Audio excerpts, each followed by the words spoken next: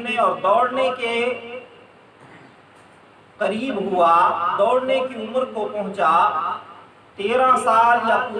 قریب البلوغ پہنچا، اللہ نے فرمایا، ابراہیم علیہ السلام نے فرمایا، قال یا بنی، اے میرے بیٹے، انی ارا فی المنام،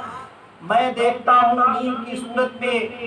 میں نے خواب دیکھا ہے، انی اذبحک، کہ میں تجھے ذبح کر رہا ہوں، فانظر ماذا تری، تو میرے اس خواب پہ تھوڑا غور کر، تیری کیا رائے ہے، تو کیا دیکھتا ہے، تو کیا کہتا ہے۔ بیٹا سمجھدار تھا، پدرانہ تربیت اور پرورش بھی سامنے تھی، اس وجہ سے بیٹے نے وہی جواب دیا جو ابراہیم علیہ السلام کی چاہت تھی۔ فرمایا، قال یا ابت، اے میرے ابا جان، افعل ما تؤمر، کیونکہ اسماعیل علیہ السلام کو یہ خبر تھی کہ نبی کا خواب بھی وہی ہوا کرتا ہے، تو حکم خداوندی میرے ذبح کرنے کا آ چکا ہے، اس لیے اسماعیل علیہ السلام نے فرمایا، ابا جان، جو آپ کو حکم دیا گیا ہے اسے کر گزریے، ستجدنی انشاء اللہ من الصابرین، باقی رہا میرا معاملہ، میں درد اور تکلیف میں نڈھال ہو کر کہیں بھاگ نہ جاؤں، انشاءاللہ آپ مجھے صابروں میں سے پائیں گے، میں صبر کروں گا، میں تکلیف کو برداشت کروں گا، آپ کے حکم کی تعمیل میں میری طرف سے کوئی رکاوٹ نہیں آئے گی۔ فلما اسلما وتلہ للجبین، جب دونوں حکم کو پورا کرنے کے لیے تیار ہو گئے، جب دونوں حکم خداوندی پر عمل کرنے کے لیے تیار ہو گئے،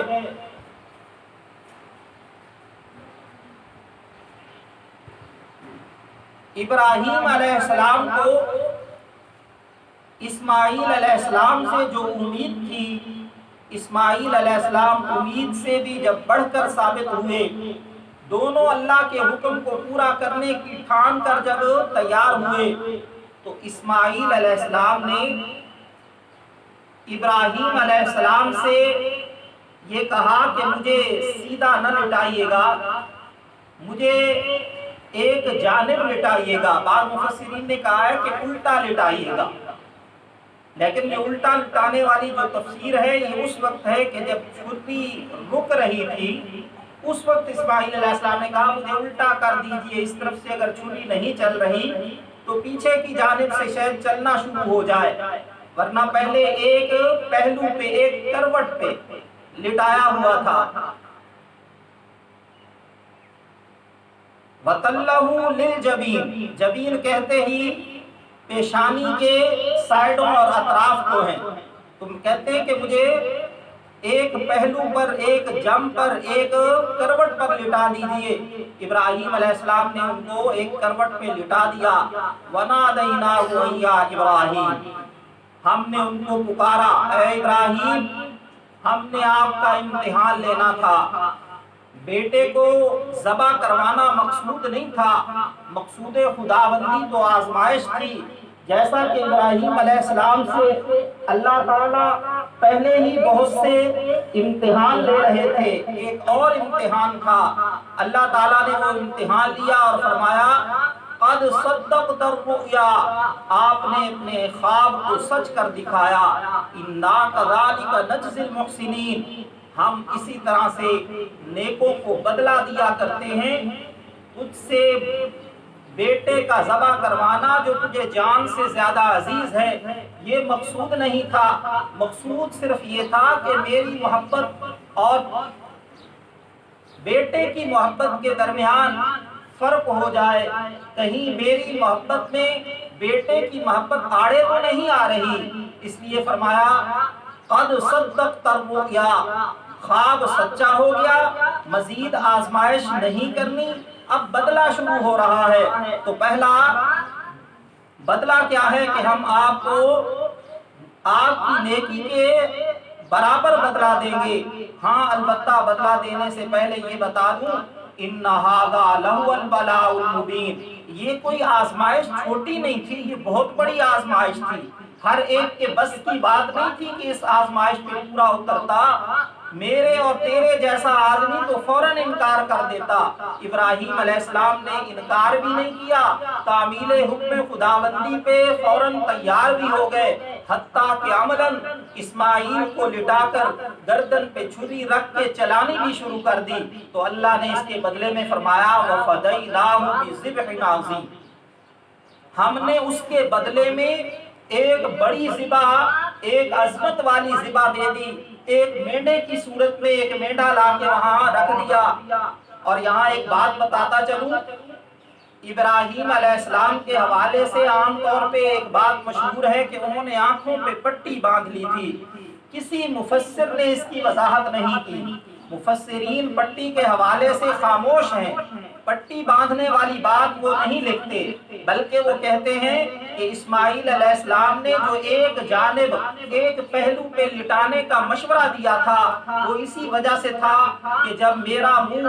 ایک طرف ہوگا تو میری آنکھوں میں آنکھیں میرے باپ کی نہیں پڑیں گی، ہم ایک دوسرے کو نہیں دیکھیں گے، میرے چہرے پہ نظر نہیں ہوگی، تو پدرانہ جو شفقت ہے وہ بھی آڑے نہیں آئے گی، اور ساتھ ساتھ چھری کو دیکھ کر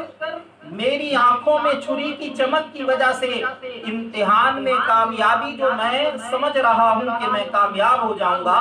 اس پہ ناکامی نہ ہو جائے، کہیں میرا دل برداشتہ ہو کر کہیں تعمیل حکم سے پیچھے نہ ہٹ جائے، نہ میری نظر چھری پہ ہو، نہ باپ کے چہرے پہ ہو، نہ میرے باپ کی نظر میرے چہرے پہ ہو، اس وجہ سے ایک جانب لٹانے کا مشورہ دیا تھا۔ اگر آنکھوں پہ پٹی ہوتی تو ایسا کچھ نہ ہوتا، کیونکہ آنکھوں پہ پٹی باندھ کے کوئی عمل کرنا یہ امتحان نہیں ہوا کرتا۔ مفسرین بھی اس حوالے سے خاموش ہیں، ہاں البتہ کچھ لوگوں نے اس حوالے سے یہ بات کہی ہے کہ آنکھوں پہ پٹی باندھی ہوئی تھی۔ وَفَدَيْنَاهُ بِذِبْحٍ عَظِيمٍ، ایک بڑی ذبح کو وہاں لا دیا، مینڈے کی گردن پہ چھری چلنے لگی، لیکن ایسے ہی نہیں آ کے مینڈا گھسیڑ دیا۔ مفسرین کہتے ہیں کہ جب حضرت جبرائیل علیہ السلام تشریف لائے اور انہوں نے اس عمل کو دیکھا، ان کے پاس ایک دمبا تھا اور دمبے کو وہ ساتھ لائے تھے، انہوں نے فوراً ہی آ کے اللہ اکبر اللہ اکبر کی صدا لگائی۔ ابراہیم علیہ السلام نے جب تکبیر خداوندی کو سنا اور جبرائیل علیہ السلام کو سامنے دیکھا تو فوراً ہی کہہ اٹھے لا الہ الا اللہ واللہ اکبر، اور اسماعیل علیہ السلام کی جگہ پہ چونکہ میڈھا آ چکا تھا، ابراہیم علیہ السلام کی زبان سے وہ تکبیر جو ذبح کی ہوتی ہے وہ ادا ہو چکی تھی، میڈھا ذبح ہو چکا تھا۔ تو اس وقت اس کیفیت اور اس معاملے کو دیکھتے ہوئے اسماعیل علیہ السلام نے فرمایا اللہ اکبر وللہ الحمد۔ اور یاد رکھیے گا یوم عرفہ 9ویں ذی الحجہ، عید الاضحیٰ سے ایک دن پہلے فجر کی نماز سے لے کر 13ویں ذی الحجہ کی عصر تک یہ تقریباً کل 23 فرض نمازیں بنتی ہیں۔ 4 دن تو مکمل، 9ویں ذی الحجہ، 10ویں، 11ویں اور 12ویں، یہ 4 دن مکمل 5 نمازیں 20 ہو گئیں،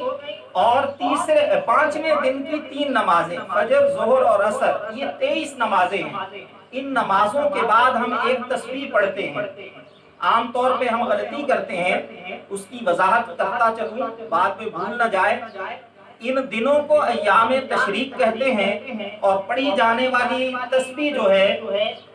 وہ ہے اللہ اکبر لا الہ الا اللہ واللہ اکبر اللہ اکبر وللہ الحمد۔ پس منظر میں نے عرض کر دیا،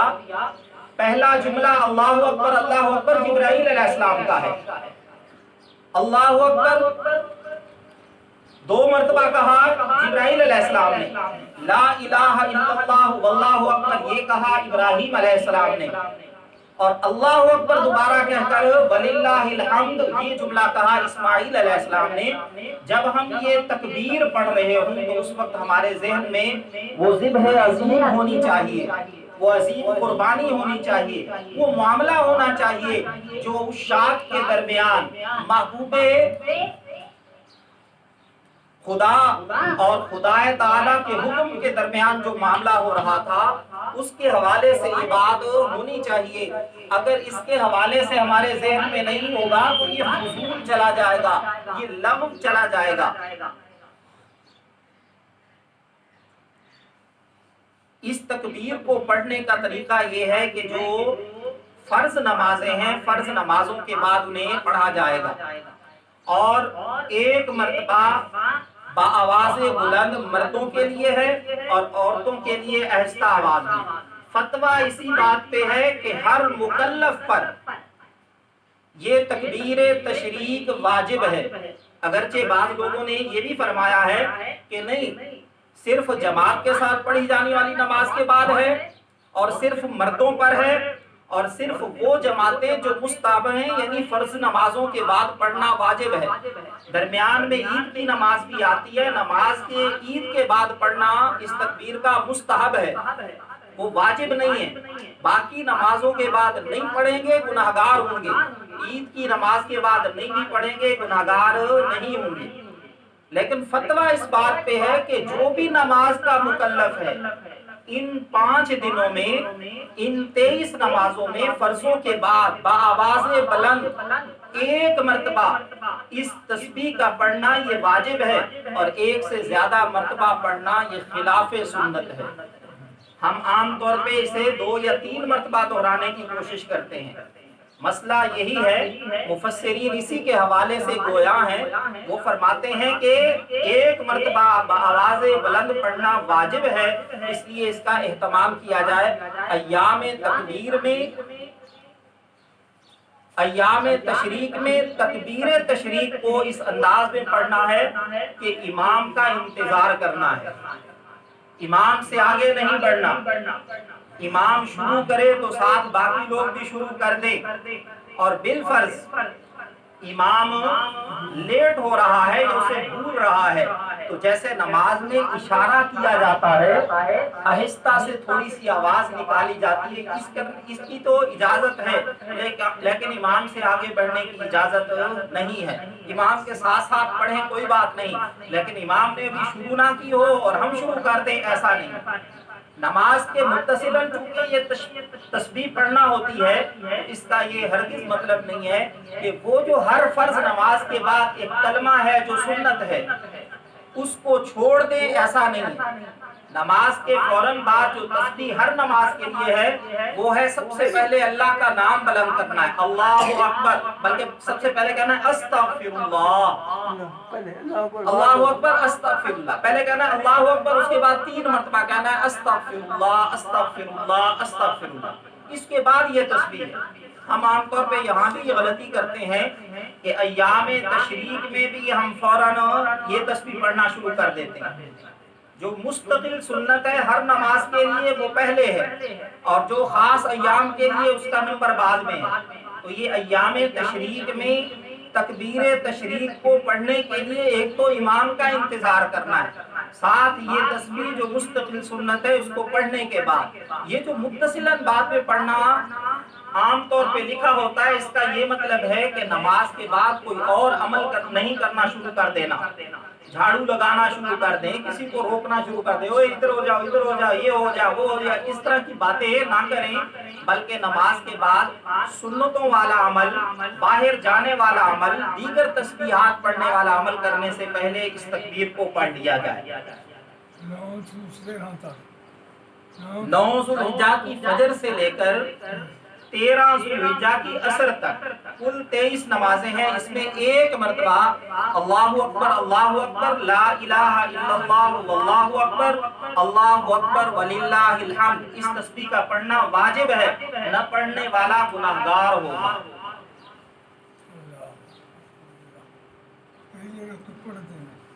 وَتَرَكْنَا عَلَيْهِ فِي الْآخِرِينَ، اللہ نے ایک اور حکم آگے بتا دیا، ہم نے آنے والوں کے لیے اس کو باقی رکھا، چھوڑ دیا ان کو بعد میں آنے والوں کے لیے، اس سنت کو باقیوں کے لیے بھی لازم قرار دے دیا کہ تم بھی یہ پڑھا کرو، تم بھی یہ عمل کیا کرو۔ دونوں باتیں، تکبیر تشریق کا بھی یہاں سے حکم ثابت ہو گیا، اور ساتھ ساتھ قربانی کا حکم بھی ہو گیا کہ ابراہیم علیہ السلام نے جو قربانی کی تھی، عام طور پہ نا لوگ یہ کہہ رہے ہوتے ہیں ابراہیم علیہ السلام اگر بیٹے کو ذبح کر دیتے تو آج ہم بھی بیٹے کو ذبح کر رہے ہوتے۔ ٹھیک ہے، کہنے کی حد تک تو ٹھیک ہے، لیکن ہوتا وہی ہے جو علم خداوندی میں ہوا کرتا ہے۔ اللہ کے علم میں یہ بات تھی، اللہ نے پہلے سے یہ پروگرام بنا رکھا تھا کہ اس کو ذبح نہیں ہونے دینا، صرف امتحان مقصود تھا۔ اللہ نے کائنات کو اس لیے تو نہیں بنایا، اللہ نے آزمائش کو تو شرط رکھا ہے، لیکن ضروری نہیں ہے کہ آزمائش اتنی سخت ہو کہ کوئی دل سے ادا ہی نہ کرے۔ اللہ فرماتے ہیں لا یکلف اللہ نفسا الا وسعها، جتنی انسان کی طاقت ہوتی ہے میں اسے مکلف بھی اتنا بناتا ہوں، اس سے زیادہ مکلف نہیں بناتا۔ ہم تو اس کے مکلف بھی نہیں تھے، اس لیے سوچے بھی نہ کہ ہم اپنی اولاد کو ذبح کرنے والی سنت کو کبھی ادا کر پاتے، اتنی بڑی سنت کو ہم ادا ہرگز نہ کر پاتے۔ لیکن یہ جو سنت ابراہیمی مینڈے کی شکل میں ہمارے سامنے آئی، دمبے کی شکل میں ہمارے سامنے آئی، اس پہ تھوڑا سا ہمیں ضرور غور کر لینا چاہیے۔ جب اللہ نے بھی فرما دیا وَتَرَكْنَا عَلَيْهِ فِي الْآخِرِينَ، ہم نے دوسروں کے لیے بھی یہ سنت جاری کر دی کہ بعد میں آنے والے بھی یہ قربانی ادا کرتے رہیں۔ سب سے پہلے تو اس کی وضاحت کر دوں، آج کل ایک مسئلہ عام ہو چکا ہے، ٹی وی پروگراموں میں بھی اور دیگر جو عام طور پہ یوٹیوب پہ لوگ آ رہے ہیں وہ بھی اس مسئلے کو بیان کر رہے ہیں کہ بھئی آج کے دور میں چونکہ لوگ فقراء ہیں، کاروبار تباہ ہو چکا ہے، بہت سے لوگ مسکین اور غریب کی غربت کی زندگی گزار رہے ہیں، تو اس لیے جو خرچہ آپ نے قربانی پہ کرنا ہے وہ صدقہ کر دیں۔ قربانی سے پہلے قربانی والی رقم کو اگر آپ صدقہ کریں گے تب بھی قربانی ادا نہیں ہوگی۔ بے شک آپ کروڑوں روپے صدقے میں خرچ کر دیں، صدقے کا ثواب آپ کو مل جائے گا، لیکن یہ جو قربانی واجب ہے اس کی بھی وضاحت کر دوں۔ امام ابو حنیفہ رحمۃ اللہ علیہ، امام مالک رحمۃ اللہ علیہ، اور ایک قول امام احمد بن حنبل کا بھی ہے، ان تینوں ائمہ کے نزدیک قربانی واجب ہے۔ صرف امام شافعی رحمۃ اللہ علیہ فرماتے ہیں یہ سنت مؤکدہ ہے۔ اس لیے ہم حنفی ہونے کے ناطے یہ بات ذہن میں رکھیں کہ قربانی واجب ہے۔ واجب کس پر ہے؟ صاحب نصاب پر۔ ایک ہوتا ہے زکوٰۃ کا نصاب، ایک ہوتا ہے قربانی کا نصاب۔ زکوٰۃ کا نصاب اور ہے، قربانی کا نصاب اور ہے، یہ تھوڑی سی پیچیدگی ہے، ذرا غور کیجیے گا، انشاءاللہ آسانی سے سمجھ آ جائے گی۔ زکوٰۃ میں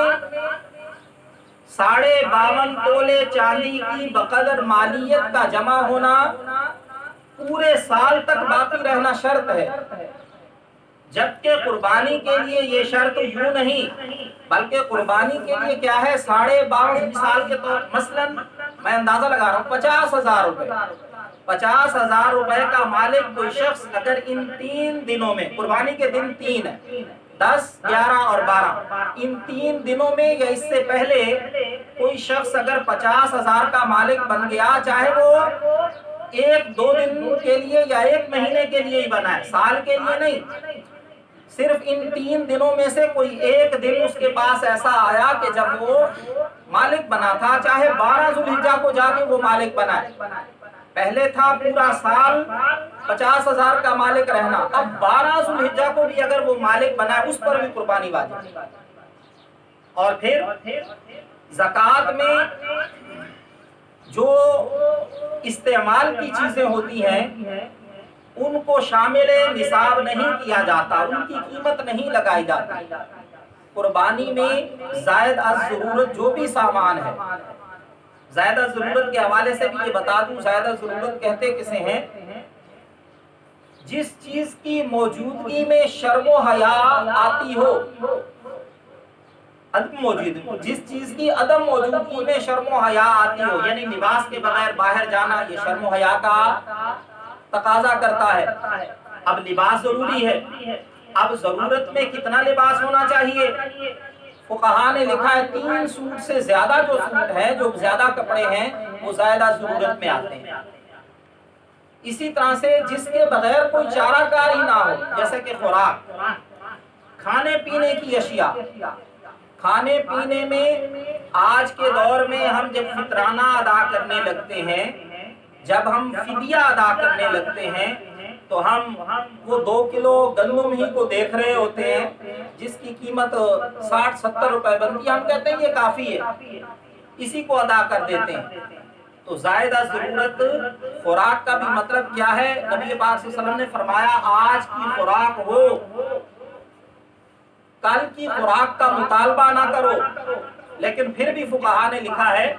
एक बंदा महीने के खर्च का अंदाजा लगाता है कि 1 बोरी गंदम में मेरा महीना गुजर जाता है, साल के बाद उसकी आमदन गंदम की सूरत में होनी है तो 12 बोरियां जो हैं वो उसकी जरूरत है, इससे ज्यादा जो गंदम है वो जरूरत में नहीं आएगी। दीगर अखराजात भी इसी तरह से बंदा एक हिसाब लगा लेता है कि उसकी कौन खुराक में कौन कौन सी जरूरियात ज्यादा जरूरत है और कौन सी उसकी जेरे इस्तेमाल है। इसी तरह से एक शख्स को रहने के लिए छत की जरूरत है, मकान की जरूरत है, जिस मकान में वो रह रहा है वो उसकी जरूरत है, जो दीगर मकानात हैं किराए पे उसने दिए हुए वो उसकी जरूरत नहीं। अगर मकान खाली पड़ा हुआ है तो उसकी कुल मालियत का हिसाब लगाया जाएगा, और अगर मकान किराए पे दिया हुआ है तो ये जो किराया है इसका हिसाब लगाया जाएगा, क्योंकि वो उससे फायदा नहीं उठा सकता, वो उसके सिर्फ किराए ही से फायदा उठा रहा होता है, तो वक्ती तौर पर वो उस किराए का मालिक कहलाता है। तो इसलिए वो जो सालाना उसका किराया उसके पास आ रहा होता है या माहाना, क्योंकि इस महीने में देखना है हमने, इन दिनों में देखना है, उसको हमने शामिल करना है अपने माल में, और फिर उस पे हमने देखना है कुल मालियत कहाँ पहुंच रही है। एक बंदे की 50 दुकानें, हर दुकान का किराया ही 1000 रुपया है, तो 50,000 तो यहाँ से उसके आ रहे हैं, दीगर चीजों को तो देखने की जरूरत ही नहीं है, उस पर भी कुर्बानी वाजिब हो जाए। तो ये 3 चीजें, मकान, लिबास और खुराक, इन चीजों में ज्यादा जरूरत जो चीजें हैं उनको भी कुल मालियत में शामिल करना है, जो आम तौर पे हम नहीं करते, वो ज्यादा बेहतियाती होती है। घरों में वाफिर मिकदार में इतना सामान पड़ा होता है कि जिसकी हमें कोई जरूरत नहीं होती, लेकिन जब कुर्बानी का मौका आता है तो हम कहते हैं नहीं जी हम पे तो वाजिब नहीं है। और बाज लोग ये भी कह रहे होते हैं कि वाजिब तो नहीं है,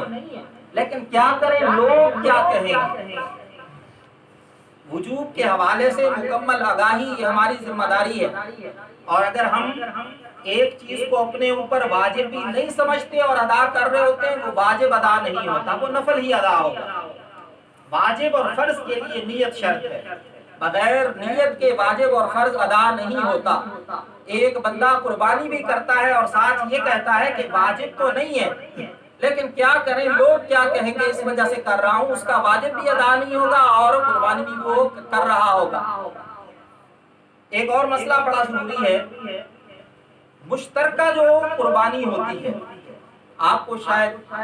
वजाहत करने की जरूरत नहीं है, हम सभी जानते हैं गाय भैंस और ऊंट ऊंटनी वगैरह, इसमें 7 शुरका हो सकते हैं। मैं कह रहा हूं कि 7 शरीक हो सकते हैं, 7 से कम भी हो कोई मसला नहीं, 6 भी एक गाय को सवा कर सकते हैं, 5 भी कर सकते हैं, 4 भी, 7 से ज्यादा नहीं, 7 तक की इजाजत। अकेला आदमी एक गाय को सवा कर सकता है, कोई रुकावट नहीं है, कोई मसला नहीं। और फिर जब 7 शुरका एक जानवर में हो सकते हैं, एक और वजाहत भी कर दूं, चूंकि एक मसला आम किया हुआ है, लोगों ने एक दूसरे को बता रहे होते हैं भाई ऊंट तो बहुत बड़ा होता है, ऊंट में तो शुरका की तादाद ज्यादा होनी चाहिए। ये इसी पिछले साल, गुज़श्ता साल की बात है, एक दोस्त कह रहा था कि मेरे दादा वो कह रहे हैं कि मैं तो हर साल 9 शुरका में ऊंट में कुर्बानी करता हूँ। अब पता नहीं वो कब से शुरू हुए होंगे और कब से कर रहे होंगे। مسئلہ کس سے پوچھا کس سے نہیں پوچھا یہ نہیں پتا، لیکن ایک عرصے سے ہم اونٹ کی قربانی کرتے ہیں اور 9 شرکا ہوتے ہیں، کسی ایک کی بھی قربانی نہیں۔ اگر 8واں شریک کر لیا یا 7.5 شریک ہو گئے، بعض لوگ کہتے ہیں بھئی ایک اگر قربانی کرنے کی سکت نہیں رکھتا کوئی بات نہیں، 10,000 کا خرچہ 5 تم دے دو 5 تم دے دو، اگر 2 شخص مل کر ایک حصہ کریں گے دونوں کا حصہ نہیں ہوگا، اور شرکت میں سب کی قربانی چلی جائے۔ یہ جو شرکت والا جانور ہوتا ہے وہ بڑا محتاط جانور ہوتا ہے، بڑی احتیاط ضروری ہوتی ہے وہاں، سب کی نیت ایک ہونی چاہیے، اللہ کی رضا۔ اگر کسی ایک کی بھی نیت یہ آ گئی کہ گوشت کھانے کے لیے قربانی کر رہا ہوں، سب کی قربانی برباد۔ اسی طرح سے کسی ایک کا بھی نظریہ اگر شرک و کفر والا ہو گیا، نظریاتی طور پہ شرک و کفر کا وہ مرتکب ہوا، سب کی قربانی چلی گئی۔ کسی ایک بندے کی بھی آمدن سودی ہوئی، اس کے ساتھ شریک ہوئے، سب کی قربانی چلی گئی۔ تو اس لیے یہ جو شرکت والا جانور ہوتا ہے بہت زیادہ اس کے پہلو سے احتیاط کرنا لازم ہوتا ہے، اس کو ذرا مکمل آگاہی کر لینی چاہیے۔ ہاں البتہ عام طور پہ ایک مسئلے کی وضاحت نہیں کی جاتی، بیٹے کی ولادت پہ 2 بکرے ہیں، بیٹی کی ولادت پہ 1 بکرا بطور عقیقہ، یہ سنت ہے۔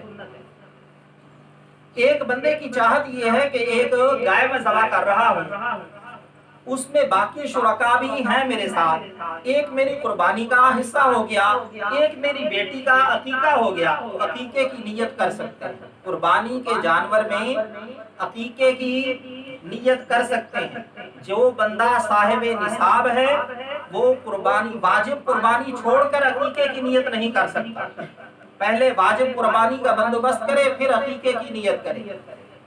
اور جو بندہ صاحب نصاب نہیں ہے اس پر قربانی واجب ہی نہیں ہے، اس کو یہ اجازت ہے کہ اگر وہ بطور عقیقہ شریک ہونا چاہتا ہے، یہ میں اس لیے مسئلہ بیان کر رہا ہوں، عقیقہ آقا صلی اللہ علیہ وسلم کی پسندیدہ سنت ہے اور صحابہ کرام نے اس پہ عمل کیا ہے۔ ہم بچوں کی ولادت پہ مٹھائی تقسیم کرنا تو ضروری سمجھتے ہیں، جو کہ کوئی ضروری نہیں، بچوں کی ولادت پہ بہت زیادہ خرچہ کر دیتے ہیں، لیکن وہ جو سنت والا عمل ہے نا اس سے ہم رہ جاتے ہیں۔ بیٹی کے لیے 1 جانور، اگر بکری بکرا وغیرہ کرنا ہے تو مکمل، اور اگر گائے میں حصہ ڈالنا ہے تو پھر 1۔ قربانی کے موقع پہ بھی کی جا سکتی ہے، 7ویں دن عقیقہ کرنا مستحب ہے، بس سنت ساری زندگی ہے، جب مرضی عقیقہ کر لیں، جب فرصت ملے، جب اللہ توفیق دے بچوں کا عقیقہ ضرور کریں، بڑی ثواب کی بات ہے، بہت ساری بلائیں ٹل جاتی ہیں، بہت ساری آفات سے حفاظت رہتی ہے۔ تو جب بھی آپ بچی یا بچے کا عقیقہ کرنا چاہیں قربانی کے موقع میں، چونکہ عام طور پہ یہ آسانی رہتی ہے، گھر کے 4 افراد ہیں، وہ 3 باہر سے لے کے آئیں گے، یار پتہ نہیں باہر والے کیسے ہوں گے، چلیں جس کا عقیقہ رہتا ہے وہ اپنا حصہ ڈالے اور عقیقے والی سنت بھی ادا کر لے، اس طرح سے بھی کیا جا سکتا ہے۔ اور اگر 7واں شریک نہیں ملا، 6 ہیں، تو ان 6 کو چاہیے کہ یہ مالیت کے حصے بھی 4 کریں گے اور گوشت 6 کریں گے، اور گوشت کے بھی حصے 6 کریں گے، مال بھی برابر ہوگا، کیونکہ اب 6 حصوں میں اس جانور کو تقسیم کیا جا رہا ہے، تو سب کی طرف سے مال بھی برابر ہوگا اور گوشت بھی اب 6 حصوں میں تقسیم ہوگا، 7 حصے نہیں بنانے۔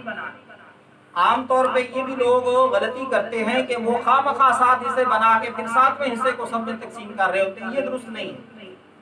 جیسے 7 حصے برابر تقسیم ہو سکتے ہیں ویسے 6 حصے بھی تقسیم ہونے میں کوئی مسئلہ نہیں ہے۔ اونٹ 5 سال سے چھوٹا نہیں ہونا چاہیے،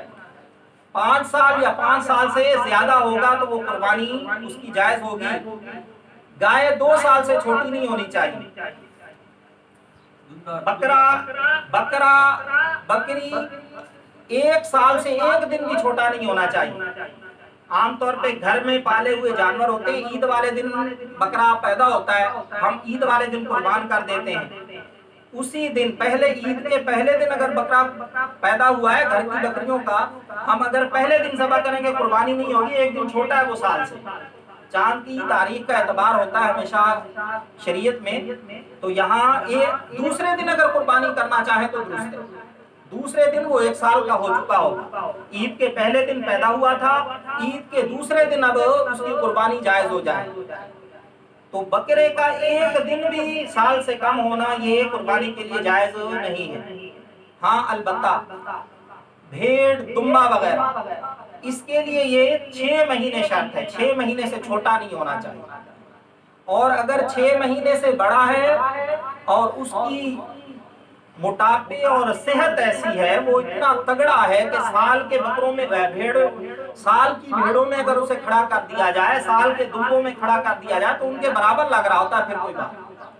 لیکن اگر ہے 6 مہینے کا اور اتنا دبلا پتلا ہے کہ 2 مہینے کا بھی نظر نہیں آتا, پھر وہ 6 مہینے کا بھی جائز اور درست نہیں ہے, پھر اسے 1 سال تک لے جانا پڑے گا. بھیڑ اور دمبا اگر دبلا پتلا ہے تو پھر اس کے لیے سال تک جانا ضروری, اور اگر وہ تگڑا ہے, صحت مند ہے, موٹا تازہ ہے تو اس کے لیے 6 مہینے بھی کفایت کر جائے. قربانی کے حوالے سے ایک اور بات جو عام طور پہ ہم دیکھتے رہتے ہیں وہ ہے سین, کان اور آنکھ وغیرہ کا ادھورا ہونا یا کم ہونا. اس کے حوالے سے انشاءاللہ آئندہ جمعے وضاحت ہو جائے گی. میں معذرت چاہتا ہوں, وقت نہیں دیکھا اور مسائل بہت زیادہ تھے. ابھی تو میں نے ابتدائی مسائل ہی بیان کیے تھے. کل مجھے چچا جی کہہ رہے تھے کہ ابھی نا وقت بہت زیادہ ہے